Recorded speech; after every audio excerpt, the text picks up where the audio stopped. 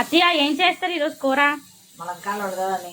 ములంకాళ్ళ? ములంకాయలు ఎగిరా. నాకు నచ్చదు అత్తయ్య ములంకాళ్ళు. మరి ఏదేమంటావు అయితే ఎగిరయ్యా వద్దా పోతే సాంబార్ చేయరా? మరి సాంబార్ చేస్తే బెండకాయలు తేవాలైతే. మీసాల పిల్ల నీ ముక్కు మీద కోపం కొంచెం తగ్గాలి పిల్ల.